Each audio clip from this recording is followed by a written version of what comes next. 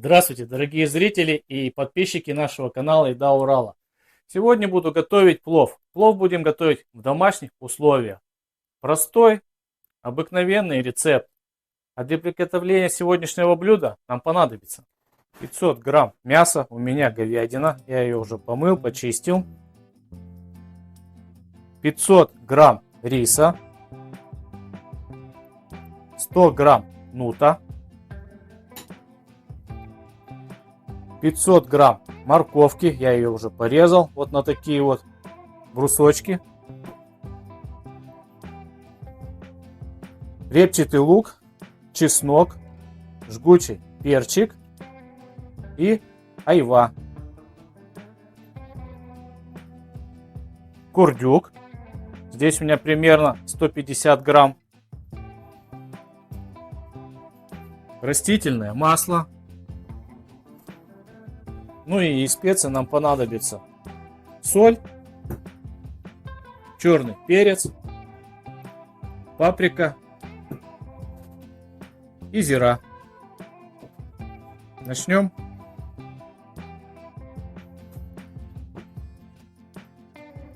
Курдюк порежем на небольшой кубик.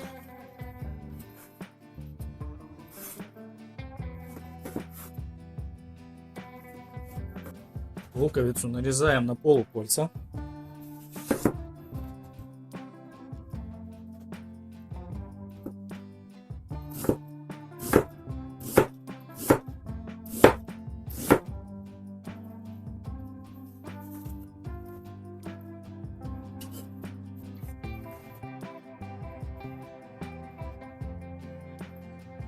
Переходим к плите.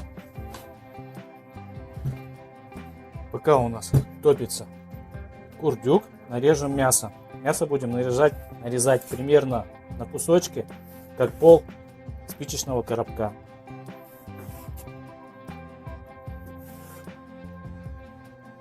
Вот такие вот кусочки.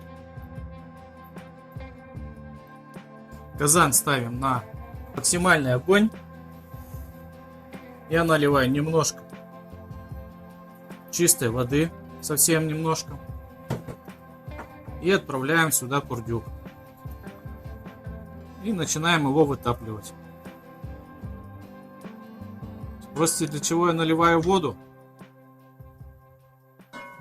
Вода в процессе все равно выкипит, но курдюк у нас будет равномернее вытапливать свой жир. Курдюк обжарили. Точнее вытопили, пришло время достать его. Далее берем курдючок и посыпаем солью.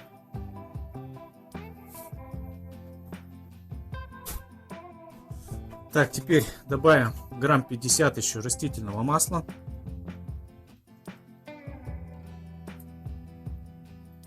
Слегка разогреваем его. Растительное масло раскалили. Добавляем сюда лучок. И обжариваем лук, чтобы убрать всю горечь из масла. Луковицу выбрасываем и отправляем мясо.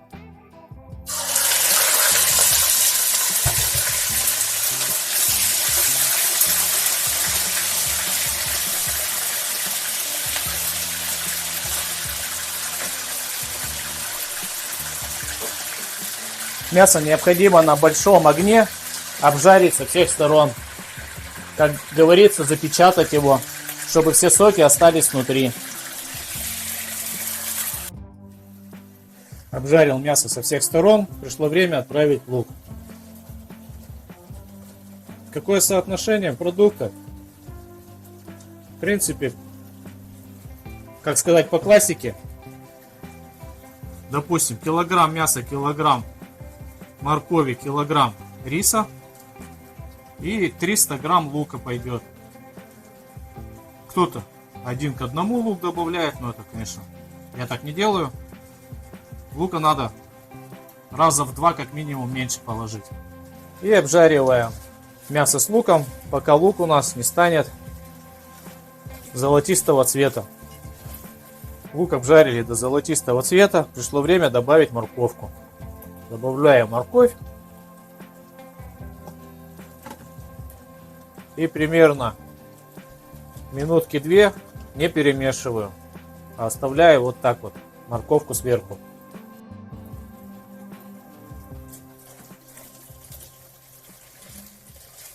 Прошло 3 минуты, перемешиваю все.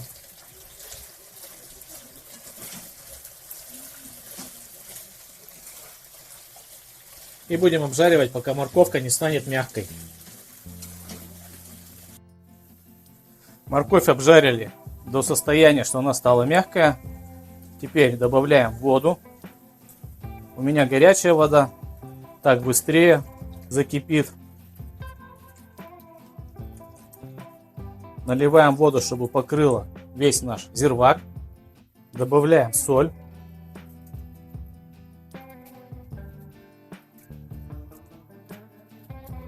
Зирвак солим хорошо. Он должен быть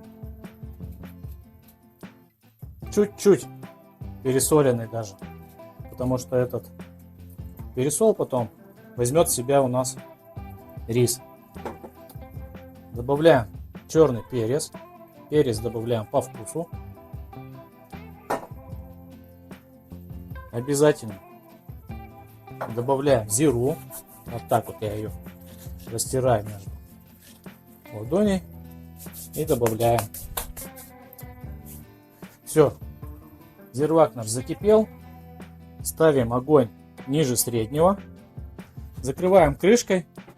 И будем томить примерно минут 40, так как у нас говядина. Если вы, друзья, делаете из свинины, то достаточно будет и 30 минут. Подготовил дополнительно еще наши ингредиенты. Добавляем айву. Я ее разрезал пополам, потому что у меня не такой высокий казан. Если бы я готовил в хорошем казане, на огне, я бы, конечно, положил полностью, целиком айву. Добавляем чеснок. Отправляем сюда перчик. Закрываем и тушим 40 минут. Прошло 10 минут. Пришло время попробовать на соль.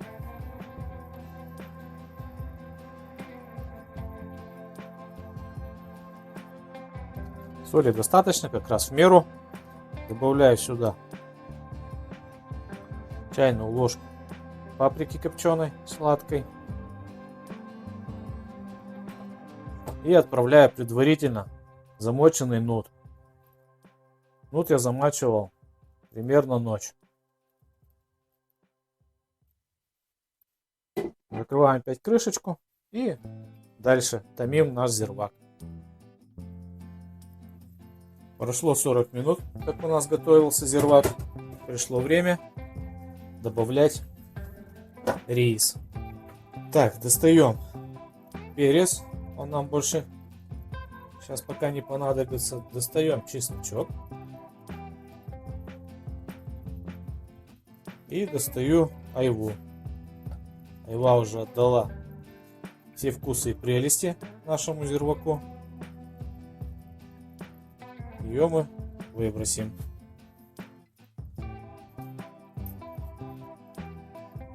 Рис, друзья, пока готовился зирвак, я промыл в нескольких водах. Пока вода не стала чистой, прозрачной. И потом замочил. Вот в течение 30 минут рис замачивался. Рис для плова существует различное множество. Я готовлю, чтобы рис был длиннозерновой. Никогда не беру круглый, дробленый. Так, рис равномерно распределяем по казану. Далее отправим чесночок обратно. Положим перец. Сверху я добавлю зиру и барбарис.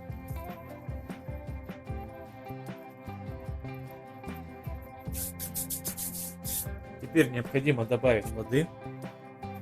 Всегда всех интересует вопрос, сколько добавлять воды. Я делаю так. Добавляю воду, чтобы она немножко покрывала рис. Далее добавляем огонь. Ждем, пока зирвак начнет кипеть. Добавляем на самый минимум. Вот рис начал закипать. Добавляем на минимум. И вот так вот, не закрывая крышкой, будем томить и смотреть состояние воды. То есть необходимо будет заглядывать. Если рис еще не готов, а воды уже практически нет, добавляем немного воду. Сейчас здесь времени нет. Готовим до полного приготовления риса.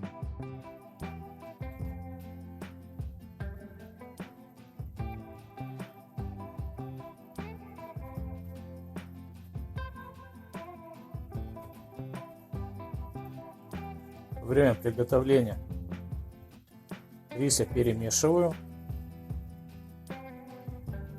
аккуратненько, чтобы не затронуть зирвак.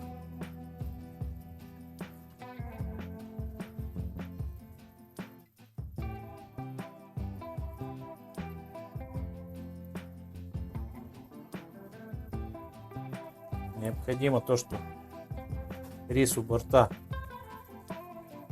переместить в середину, а что в середине было к бортам.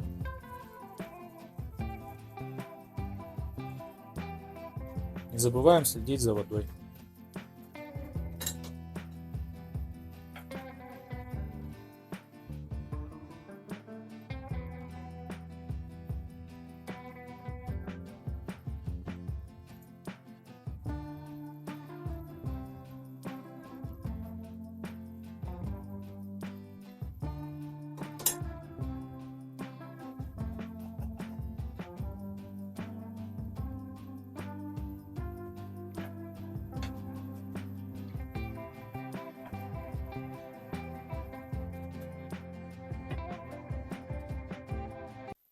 Третий раз перемешаю рис. Для чего я еще перемешиваю рис, то он полностью, каждая рисинка должна у нас пропитаться специями, и чтобы ее обволокло полностью со всех сторон маслом, вкуса зирвака.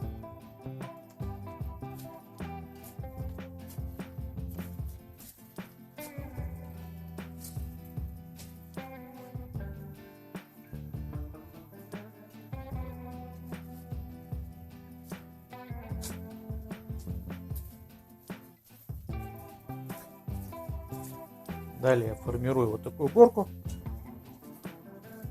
чтобы рис у бортов не горел, а только пропаривался паром. Огонь делаем на самый минимум. Закрываем крышкой. И еще немного до готовности пропариваем. Рис готов. Закрываем крышкой. Выключаем огонь. И дадим еще настояться минут 10. Плов постоял еще 10 минут. Будем накладывать. Как видите, ничего не пригорело.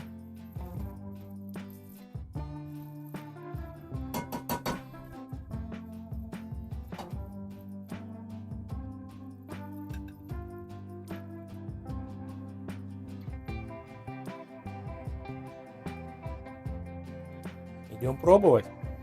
Друзья, понравился рецепт? Готовьте. В принципе, вы видели, все очень просто, вкусно в конечном итоге получается. Ну и не забывайте поставить палец кверху, чтобы продвигать наш канал вперед. Кто не подписан, подпишитесь. Ну и не забудьте нажать на колокольчик, чтобы не пропустить очередные выпуски нашего канала. Ну и как всегда, приятного аппетита, дорогие друзья. И до новых встреч!